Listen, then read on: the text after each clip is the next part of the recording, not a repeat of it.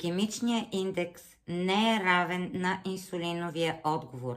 Има храни, които не вдигат рязко захарта, но предизвикват сами по себе си силно отделяне на протеин. На инсулин. И това са, например, прясното мляко и суроватъчния протеин.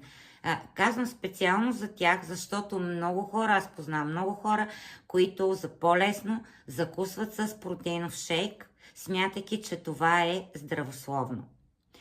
Само че това поддържа хронично високи нива на инсулин. Искам да подчертая, че при здрави, активно трениращи хора този ефект не е проблем, но при хора с метаболитни нарушения, инсулинова резистентност, наистина това е проблем. Какъв е практическия извод?